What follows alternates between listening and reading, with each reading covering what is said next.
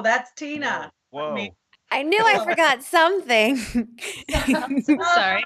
I am here. Hi, everybody. Welcome to Movie Libs. We are the show that throws you curveballs, like showing you Tina Square just for fun. No, we are the show that takes scenes from famous movies. We pull words out of those scenes, and you all give us new words to plug into those scenes. This week, we are doing scenes from the fabulous 40s. That means movies that were made in the 1940s. This is inspired, one, by the fact that my life is pure chaos right now. So we're doing some rerun shows for a while till we can get things calmed down. Number two, by Tim, who donated for one of our scenes that will be happening tonight. As always, we have an excellent cast. Let's check them out. Stacey's not here because she's too cool for us again. I think is she seeing Book of Mormon tonight? I don't remember. Something cool. Social life, whatever. That she has. I do like her friends though. Whenever they come to a live show, I always like walk out and they're like, Coreen! Like, I have fans. They're hollering at me. They're great. Marco, welcome to the top. How you doing? I'm so excited to be on the top, Coreen. I knew you were. I could see the pure wow being up top. Tina, all by your lonesome at the bottom. How you doing? I'm all right.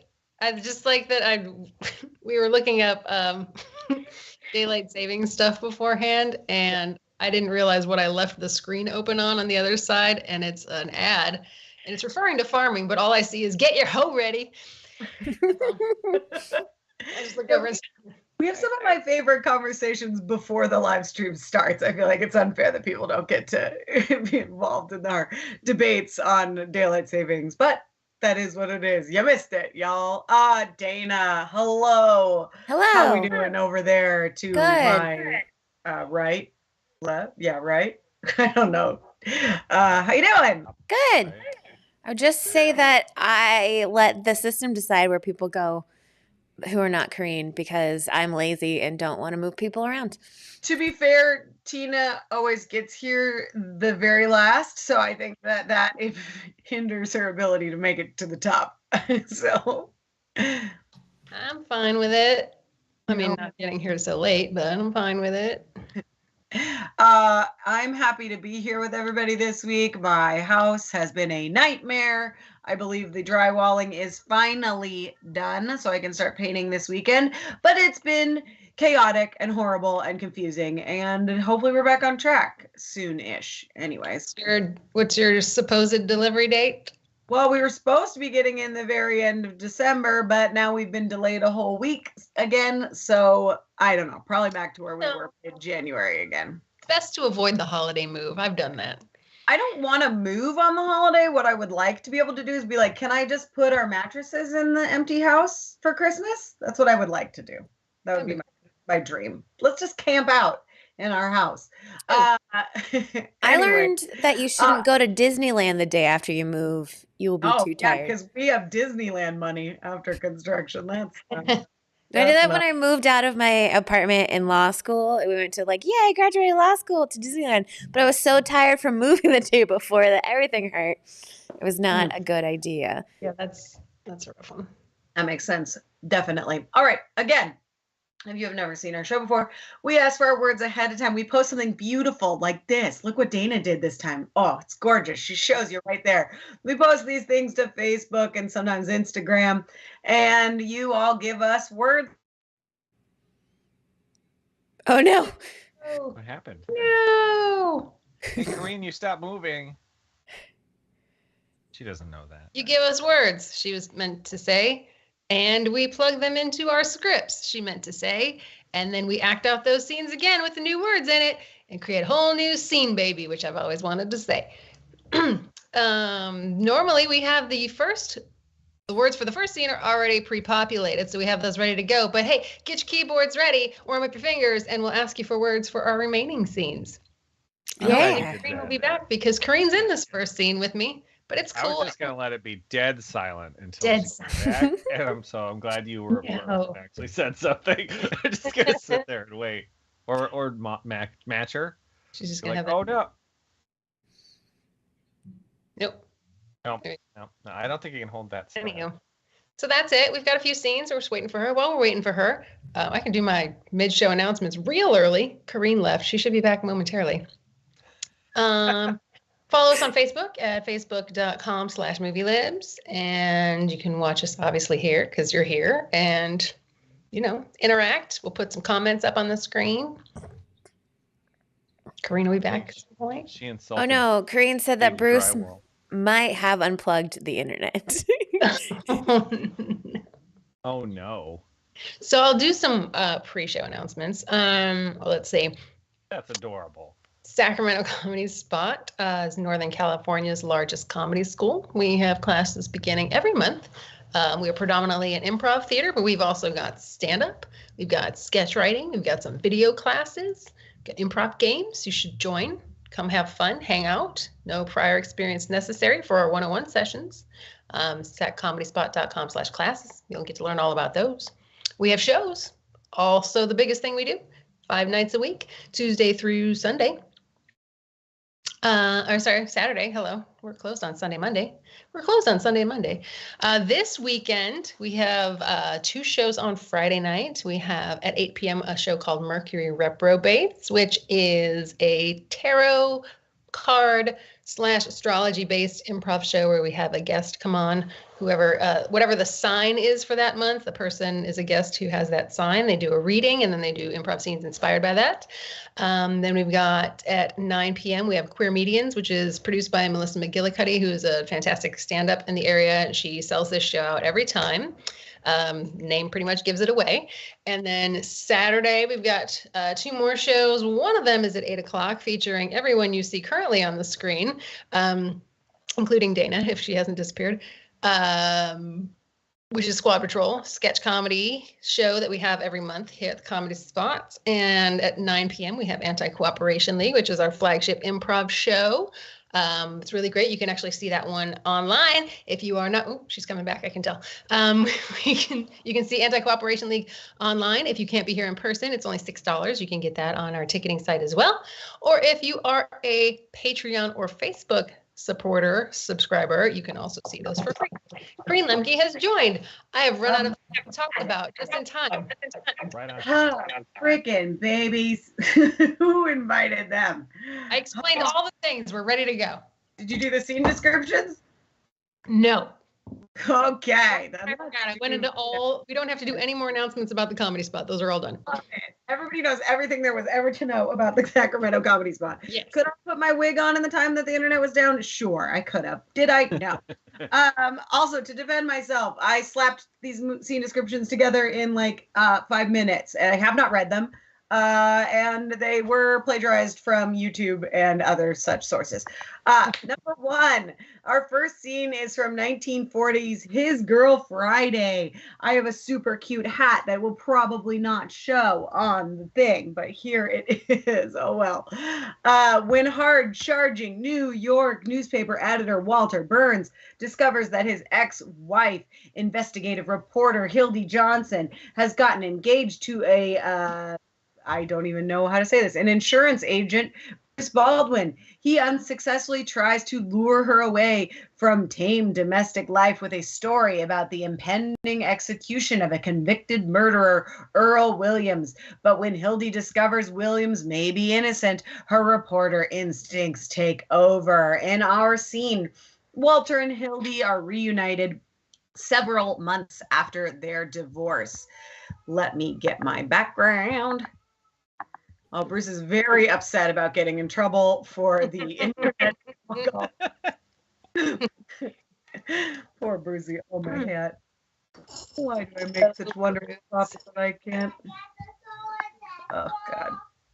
There it is. That's the one. That's the one. It's a perfect hat for it, but no one can see it. Oh, well.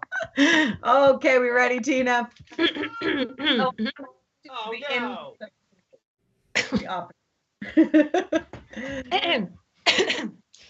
Hildy, I wish you sort of hadn't done it.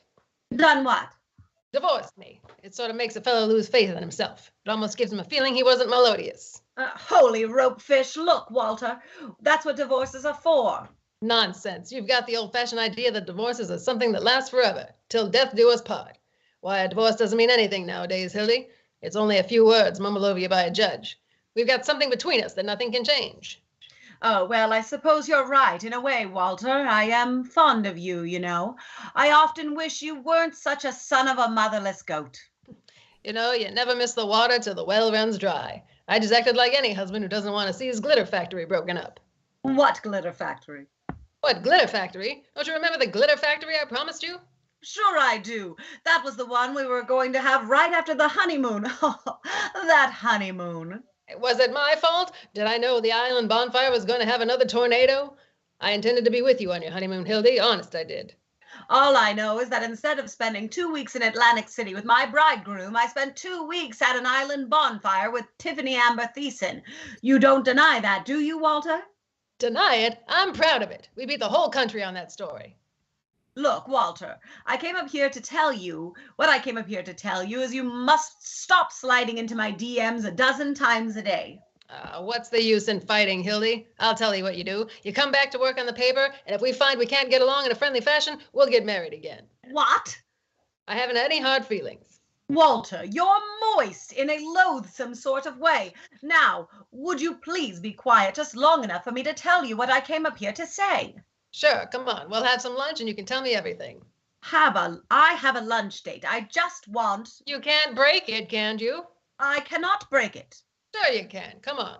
Oh, listen, Walter. You're no longer my husband and no longer my boss. You're not going to be my boss. Now, what's that supposed to mean? Just what I say.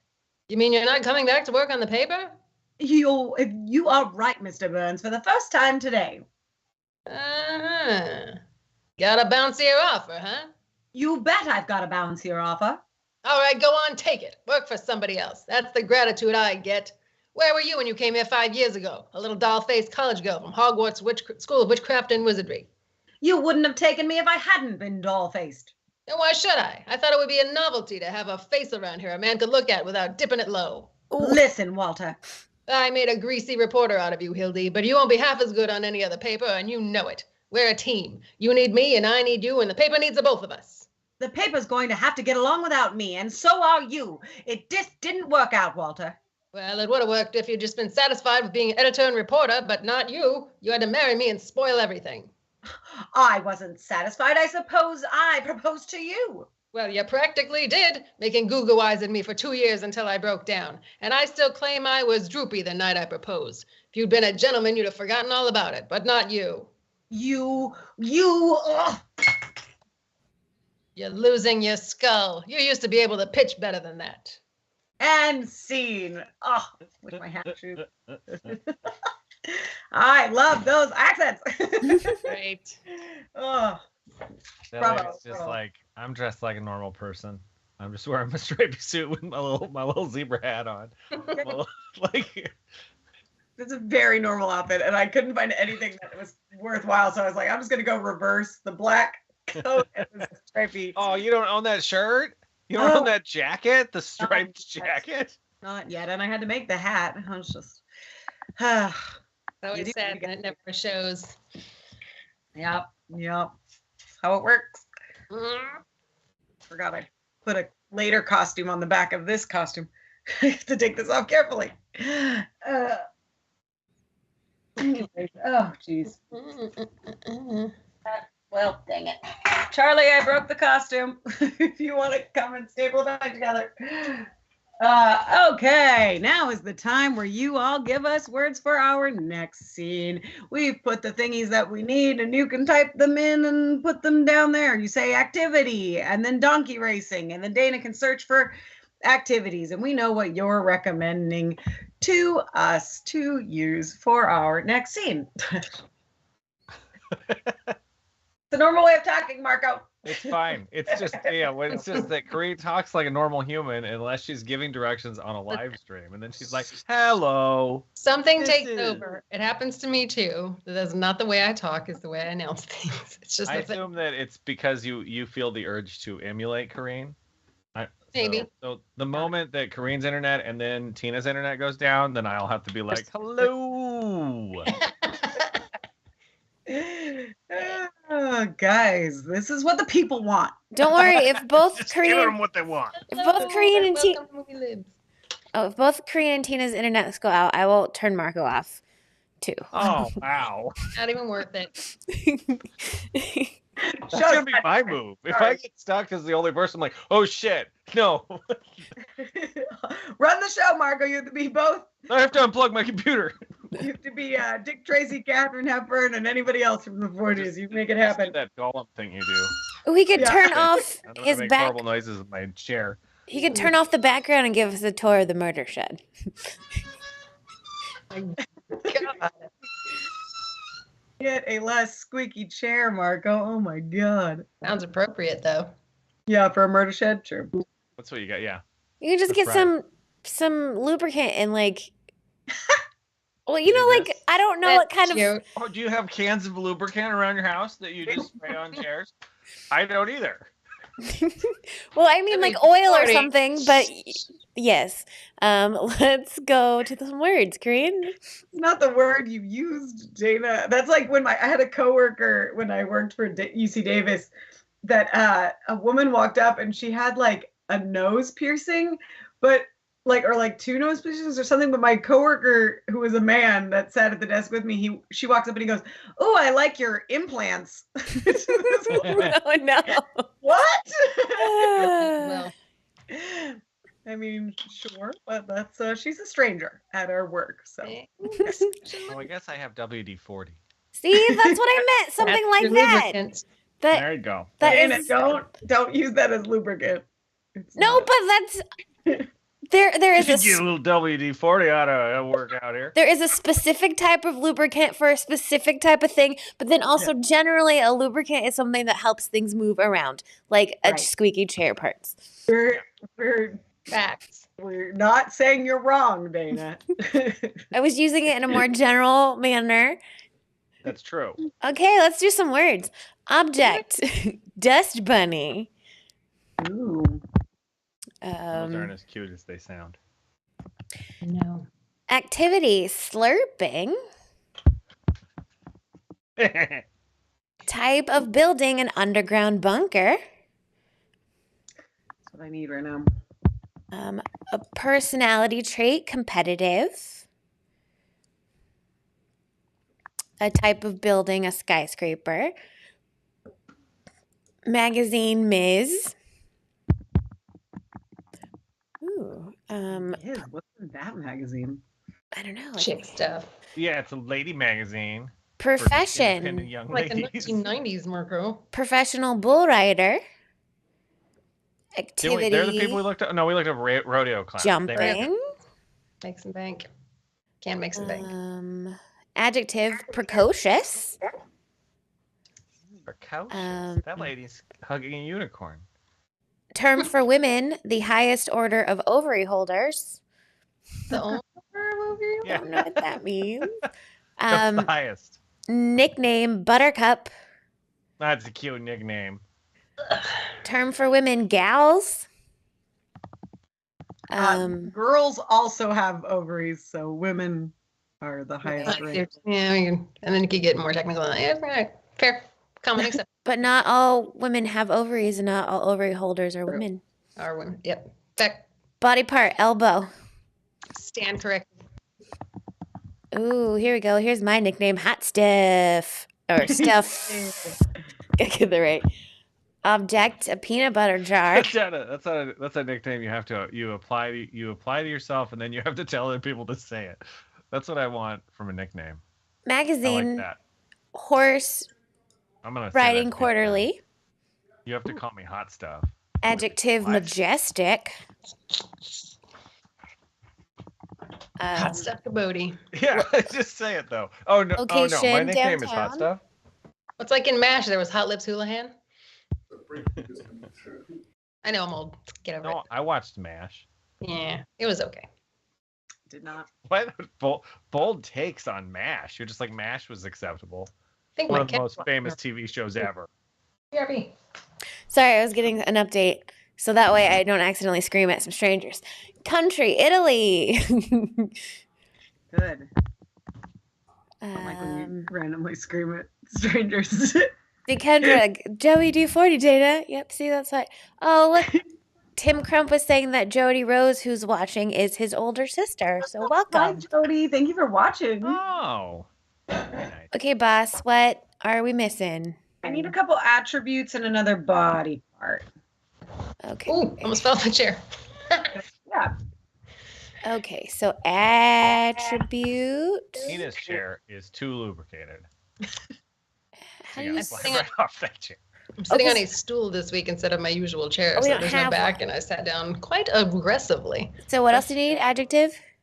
I need a couple attributes and a body part. Oh, okay. We don't have any attributes yet. Body Give part. me a couple, Dana. You got tip of your nose. An attribute. Are you looking for like physical or like emotional? I don't know, but I'm putting lubricated as one of them. Web toes.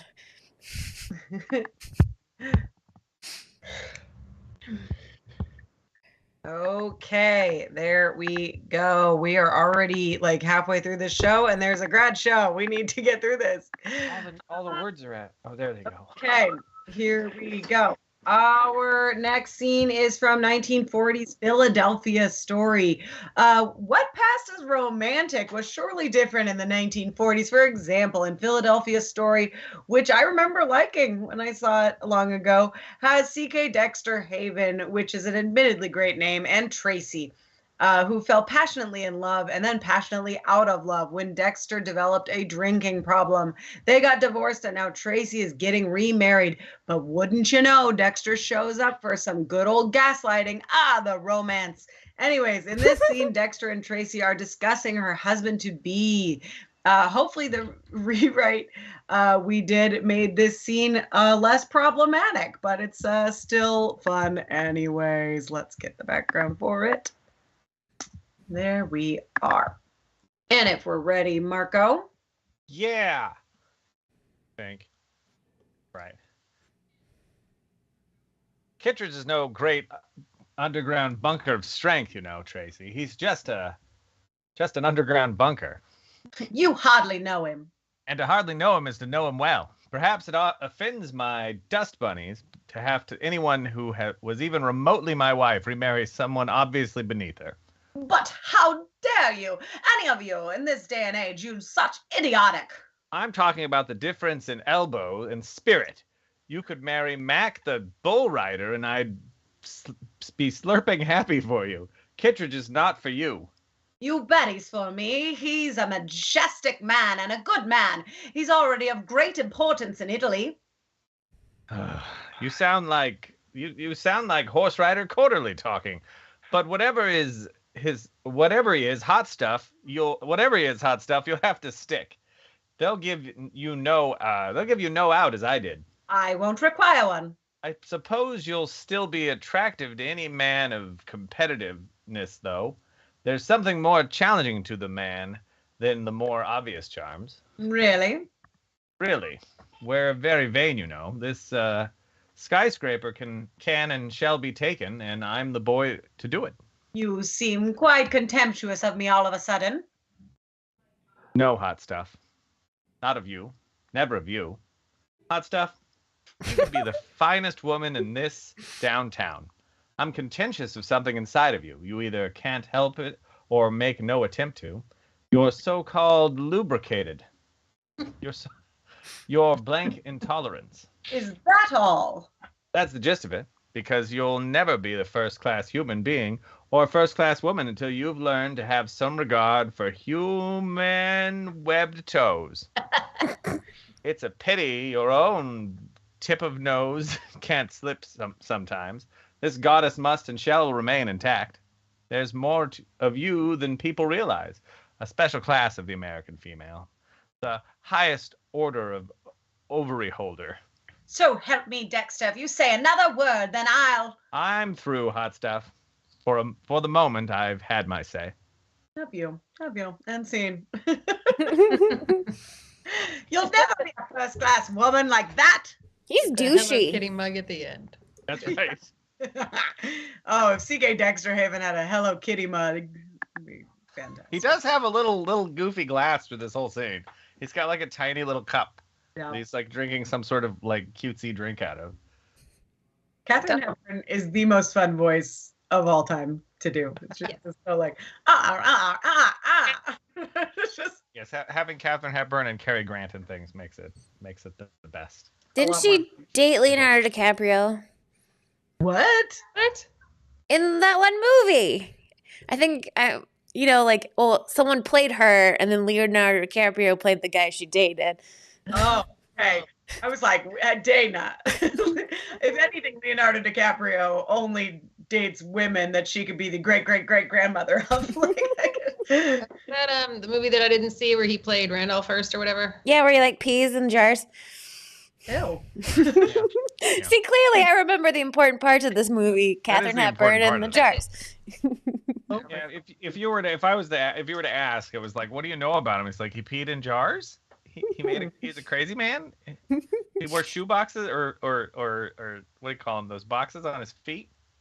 I'm basing this most of all on a Simpsons episode that mocked him.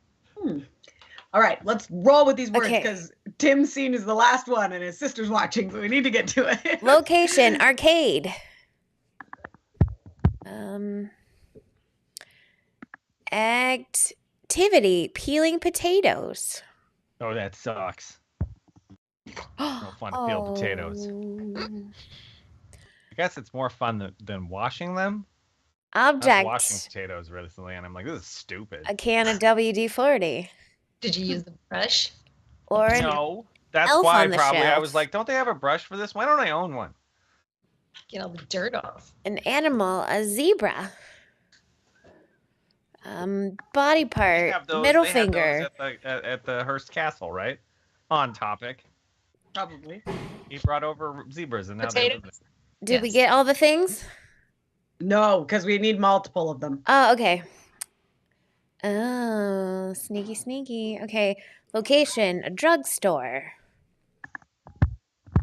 That's where you buy it. Animal: armadillo. We got the animal we need, so we need Body more part: activities, more body parts, more objects. little toe. Ravioli. Elf on the shelf. Body part, you say? Middle finger. Object: a violin. Body part: a belly button. One more body part and a location. Location and a body part. We don't have any more body parts. But we have Dana, give me a body part. an abandoned motel. What? Give me a body part. Your fibula. You need another activity? No. Oh yes, an activity. Thank you, Tina. Peas in jars. There we go. Being just. It's the best activity. Sometimes you just gotta save it. You know. All righty. Scene number Marinate. 3 is from 1946's It's a Wonderful Life. I pasted it in here. My next line says, our first scene is from It's a Wonderful Life. This is a Christmas classic in which an angel is sent from heaven to help George, a desperately frustrated businessman, by showing him what life would have been like if he had never existed. In this scene, George and Mary are taking a moonlit stroll after a party. Their flirting includes George rambling a lot about his future plans and about how he will give Mary the moon. It works. She is into it. She likes that moon talk. That does it for her. And, they end up eventually getting married. So, yeah, if you need to do well on a date, just ramble and talk about the moon. It's the way to go. All right. Charlie is coming. I'm getting a background. There it is. Beautiful. And he'll be here any second. It's real poofy.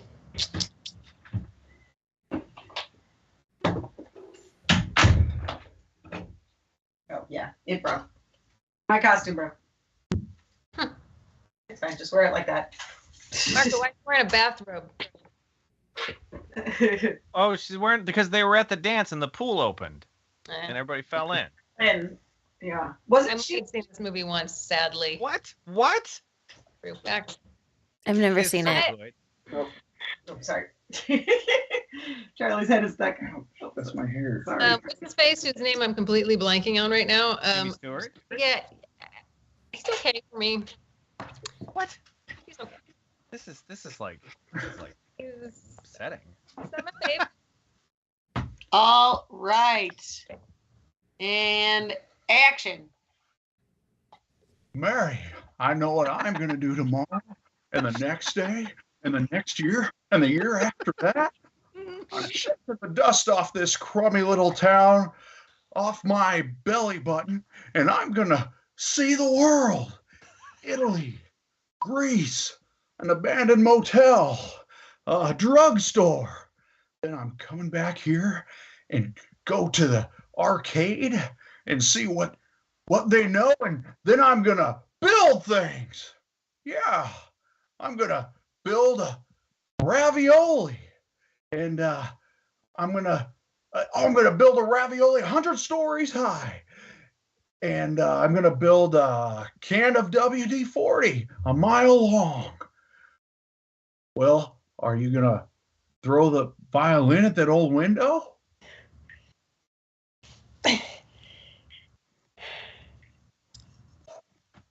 Wow.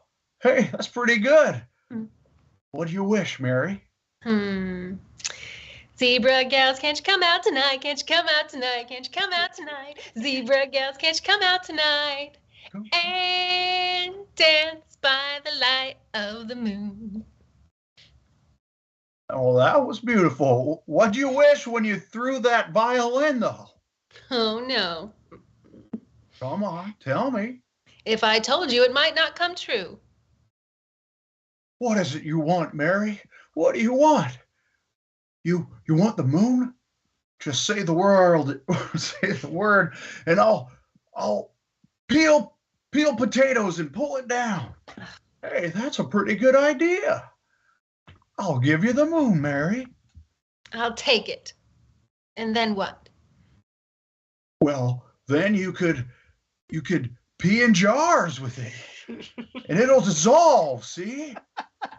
And the moonbeams shoot out of your middle finger and your fibula, the ends of your hair. Am I talking too much? Yes! Why don't you kiss her? Scene. Shoot out of my middle fingers? Yep. People were wild back then. I'd made Charlie a better shirt, but the stripes fell off. Right. There's nothing better than Chico State rugby shirt, man. You should have worn it the other way, so you had the 15 on the front. Anyways, there we go. Wear everything backwards. Fantastic, as always. That voice. Perfection. All righty. We have 2 more scenes for you tonight. La la la. Also have to talk like that. That's what we do on the 3rd to 4th scene break. Tim Crump's sister's like, what? Oops, lost my place. Yeah, Jimmy Stewart, okay. Cary Grant, pretty great. Oh, Tina's a Cary Grant lady. Depends on what they're doing. They're not the same guy. Cary Grant's better playing like a jerk. Jimmy Stewart's like Jimmy Stewart's just always whoa, and I don't know. It's just I don't know. It's all right.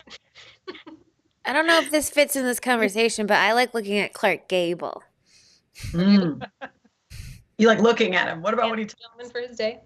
He was a pretty good Red Butler. That's the only thing I've seen him in. Oh, what happened one night? We did that one. That was the second Oscar winner for Best Picture? It happened one night. Sorry, that's a fantastic movie. He is great in that movie. Yes, I like him too. Okay, I got some words if you're ready. Let's do them. Do it. Game. Da. Blue.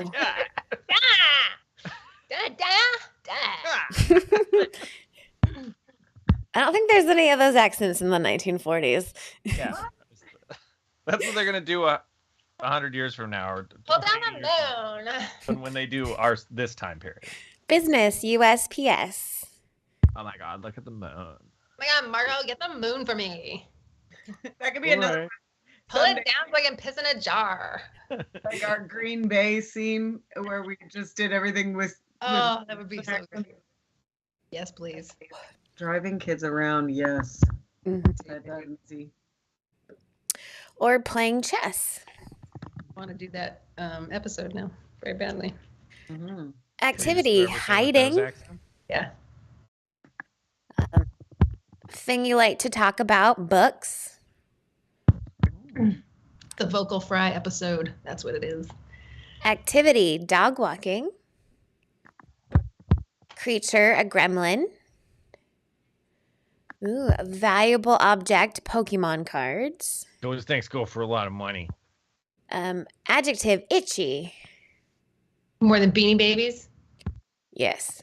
Creature, the currently. thing. The Beanie Baby thing's kind of fake. Nobody's gonna pay $9,000 for one. Don't tell your daughter. You're going to crush her. I know she has a lot of Beanie Babies. Adjective, narcissistic. Oh, Tim's sister says that you all are fun. Yeah. Thanks. I think I need another adjective and a clothing item.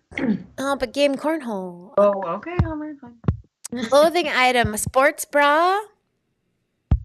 Hmm. Is it an They adjective? did not have those in the 40s. It was a dark time. Oh, adjective. Jogging. What's Yeah, that? ladies don't run. Exercise. Um, Please, How are they I supposed just to run in those stand shoes? Oh, here we go. I haven't I used just this one sit yet. on this machine with a band around Rolling? my ass and let it jiggle for a while. There's so much wire. You probably exercised in like a full girdle and like full wire everything. All righty.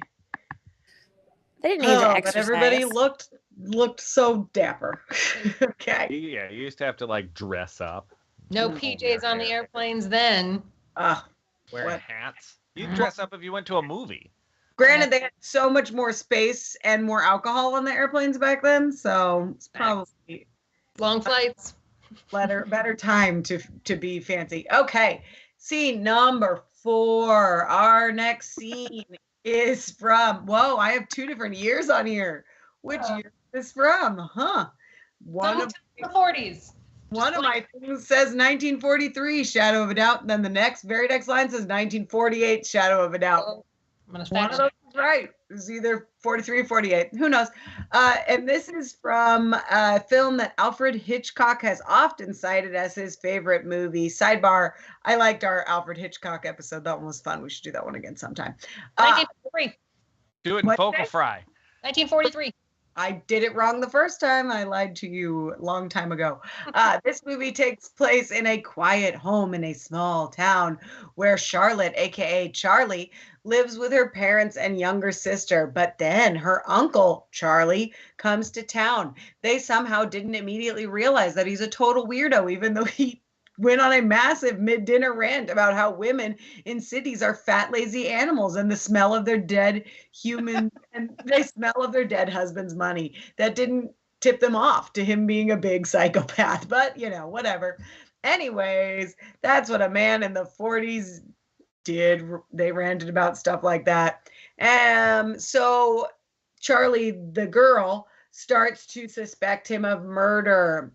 And our scene is that super fun dinner rant about people sucking. Oh, I need to put my hair up. Whoops. Fun fact. The name Charlie is said about 170 times in this movie. That's why it's his favorite. I guess so. Charlie Whitney. This guy's a creeper. So creepy. It It makes me happy how weird he is in the scene. when he breaks the fourth wall and like looks at the camera. Yeah, it's really bizarre. Creep. All right, and action. Charles, I promised Miss Green, the president of our hiding club, that you'd talk to the gremlins. She wants to know what you're going to talk about. What am I going to talk about? Lecturers usually give them travel or books, don't they? Oh, Charles, not books. We get books all the time. What sort of an audience would it be? Oh, well, gremlins like myself, busy with our driving kids around, most of us. Gremlins keep busy in towns like this. In the cities, it's different. The cities are full of gremlins, middle-aged, widowed gremlins, husbands dead, husbands who've spent their lives making fortunes, working, and dog walking, and then they die and leave their Pokemon cards to their gremlin wives, their silly gremlin wives. And what do those wives do, these useless gremlins? You see them in the UPS store, and the best UPS every day by the thousands, drinking the money, eating the money, losing the money at the cornhole, narcissisting all day and all night, smelling of money, proud of their sports bras, but nothing else.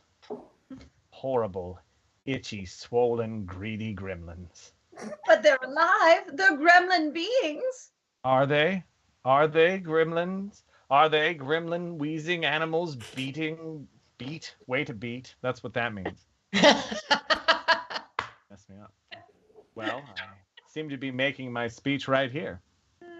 Well, for heaven's sake, don't talk about gremlins like that in front of my hiding club.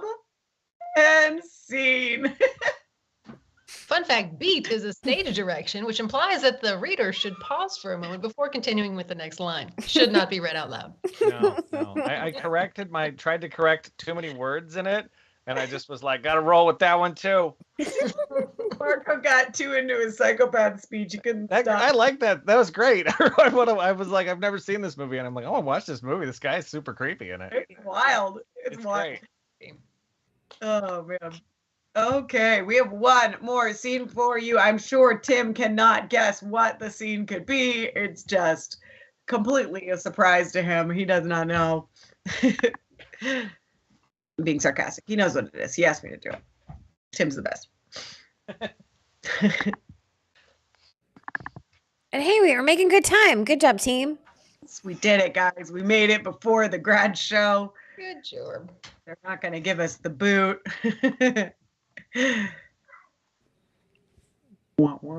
My baby has not unplugged my internet again. It's Yay. a good time. Great. Oh, I knocked on Brian's very wood desk just in case. is it real wood? Oh, It looks like it. It is fancy Brian Virginia Crawl. I have lipstick all over my La Croix. Nice. It's that janky desk, that wood desk that used to be in when it was the old green room, and then it got there's fake blood stains on it from when we did Zombie the Musical. It's backstage and everybody's getting ready, and then I tried to refinish it, and it sort of came out, but not really. I think it's like a fancy IKEA desk from way back in the day. Again, I'm going back to work stories from when I worked, but we had an office that used to be used by the for like our forensic studies department, and so it had all this random blood spatter that was like around the room that they couldn't get cleaned up, but it was now being used by the IT department. So you'd go like talk to IT, and they just had like blood smeared across the ceiling. You're like, okay.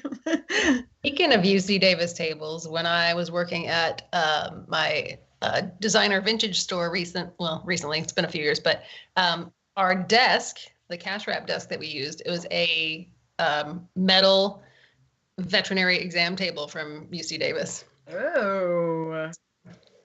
Eat lunch on that. It's a good time. Yeah. Animals feed on it. Yeah, nothing gross happened on that table. Nope. Davis vet. It could have been anything. They probably had, wild llamas. It's a great table. Just trying to think. Llamas. They gotta put them on the table. It's like, that's how the vet works. You gotta get it up on the table. I'm not helping you till you do. Well, I know in a lot of the fires, people's llamas, and they get all these alpacas they have to deal with. They get all sorts of Farm animals. Okay, we got some words if you're ready. Oh, I guess so. Sorry, we were we're good on time. Let's waste a bunch of it. Tables. What do we got, Dana? Male celebrity, Weird Al. Oh, that guy. Adjective, smelly. Something you can be, mentally exhausted. X. A very bad place, Walmart. Hey, there's a good one. No. Huh? No, I'm going to go with no. There are no nice ones. City, That's Puerto Nashville. Rico. A very bad place, jail. Jail, Walmart. They're basically the same place. Thing to call your kid, a goober. I'm going to go do that after the show. I'm gonna be like, Stomach's hey, goober. Objects, I'll be like, what? Beanie Babies. Amount of time, 3 months. A very bad place, the DMV. Oh, man. Sorry, Patrick. Objects. Unless you go to the Auburn DMV. I'm going to tell you that right now. You need to go to the DMV. You drive your ass to Auburn. There's no line. There's like 3 people there. It's great. Type of vehicle, a horse-drawn carriage. City, Oh, that's Vegas. Objects, yo-yo. I think we've got everything that we need for our last scene of the night. Let's do it to it. Okay, our last scene is from 1942. Probably. I don't know if I did any of these things right. It's Casablanca. This film was selected by Big Damn Giving donor, the lovely Tim Crump, as a tribute to his father. Rest in peace. This was his favorite movie, and so Tim has picked it in his honor, and now we will ruin it by changing everything about it, making it silly, but that's okay. I'm sure he would have loved it.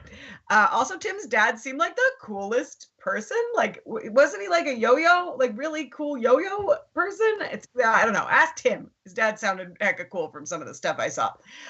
This is one of the most beloved American films. It is a wartime adventure romance. It has the story of Rick, played by Humphrey Bogart, a world-weary ex-freedom fighter who runs a nightclub in Casablanca during the early part of World War II. Despite pressure from the local authorities, Rick's cafe has, or whatever it's called, has become a haven for refugees looking to purchase illicit letters of transit, which will allow them to escape to America. One day, to Rick's great surprise, he is approached by the famed rebel Victor Laszlo and his wife Ilsa, played by Ingrid Bergman, Rick's true love, who deserted him when the Nazis invaded Paris. I mean, and if you're gonna leave someone, I think the Nazis invading is about as good of an excuse as, like, sorry, stuff's happening. Gotta go.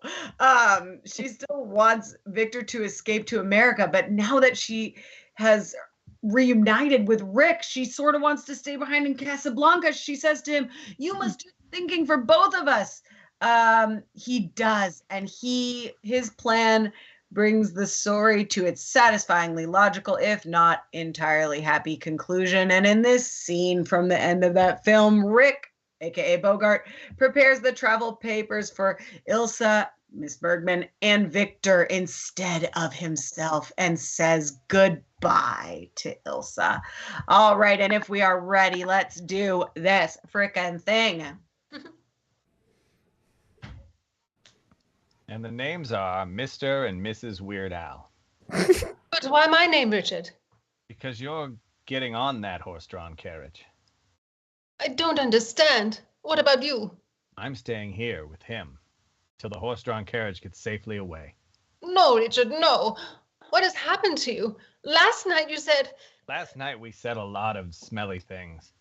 You said I was to do the thinking for both of us. Well, I've done a lot of it since then, and it's all adds up to one thing. You're getting on that horse-drawn carriage with Weird Al where you belong. But Richard, no, I just can't. You've got to listen to me. Do you have any idea what you'd have to look forward to if you stayed here? 9 chances out of 10, we'd both wind up in the DMV. You're saying this only to make me go. I'm saying it because it's true. Inside of us, we both know you belong with Weird Al. You're part of his work, the thing that keeps him going. If that plane leaves the ground and you're not with him, you'll regret it. No. Maybe not today, maybe not tomorrow, but soon. And for 3 months. But what about us? We'll always have Nashville.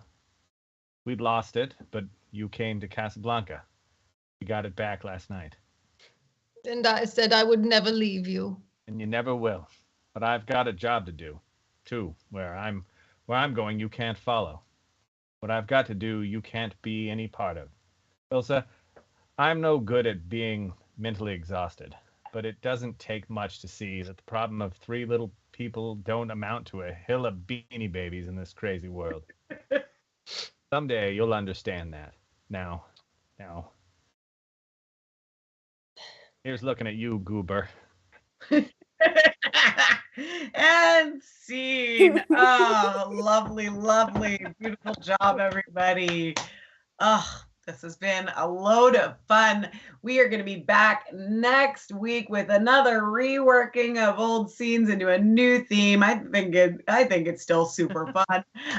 We hope you agree, and everybody have a great night. Mwah! Bye.